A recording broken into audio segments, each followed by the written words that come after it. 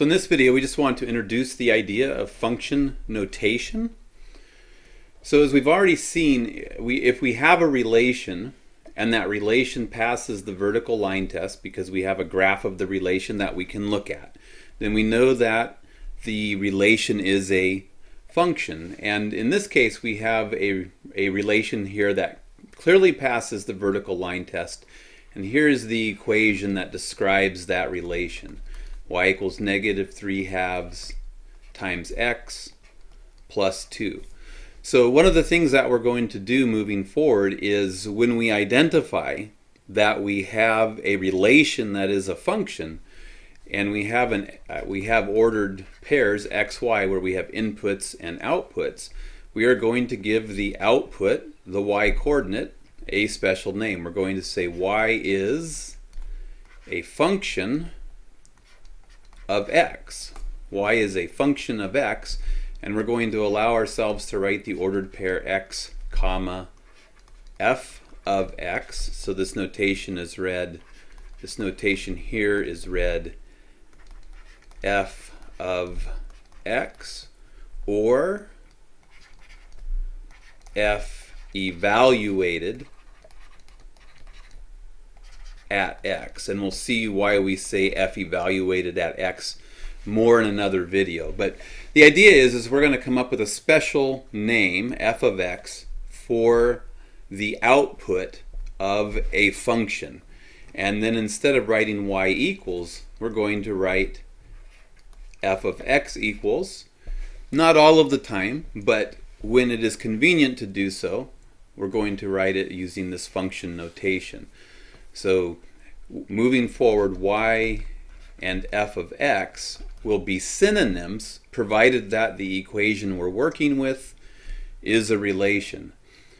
So if I look at this graph right here, I want to identify that this graph is indeed a function. It's a relation, but it's also a function because it's clearly passing the vertical line test, which means I can rewrite it using function notation. So instead of saying y equals, I can say y is f of x. And there's nothing magical about using f. I could decide, for example, that I wanted to use v for my function notation instead. So I could say y equals v of x. And this is just indicating in the parentheses, this is where the input variable is, and we're identifying that the outputs are functions of the inputs. So I could write this in function notation using either one of these two. Let's go ahead and use v of x. So I could replace that y with v of x function notation and say x plus 2 over x squared minus 25. And that would make this still the x-axis, but now I could identify that, well, yeah, this is the y-axis, but I'm also calling this the v of x axis, the output axis.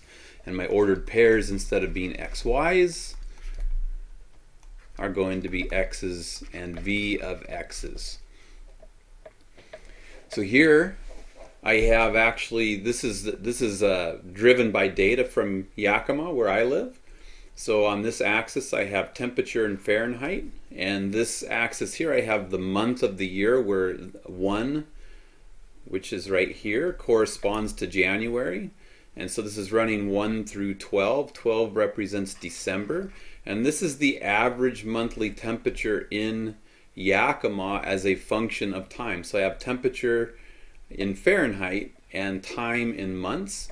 And there's actually a graphical model for this data that would look like this if we graphed it. And that model's written right up here. So this is the equation model for this, and when I look at the temperature as it is related to the month of the year, I see that that passes the vertical line test. So actually the temperature is a function of the time in months. So up here, what you notice, I haven't used y and x for my input and output variables. I've used little t for time, and I've used big T for temperatures. In other words, instead of using x and y to represent inputs and outputs, I've used little t and big T. I've used letters that make sense in the context of the application. But I can still rewrite this now using function notation. I can say T, temperature, is a function of time. So the input variable goes into the parentheses, and I could write the equation using function notation. So I have pi over 6 times t minus 1 and plus 49.8. So don't need to know what cosine is. If you go on to trigonometry, you will. The idea is this is an equation model for temperature in Yakima. It is a function, and I can write it in function notation. And I'm not going to use f of x for my function notation if I have an application problem. So last example. So here is a relation, but what we want to notice is that this relation fails the vertical line test. So y is not a function of x, and it would be wrong to go in here. It would be wrong to go in here and replace the y with f of x, because I would be telling the reader that I had a function relationship when I don't. So this would be a no-no. I would just need to leave this as y and say, hey, I have a relation, but this relation isn't a function relationship.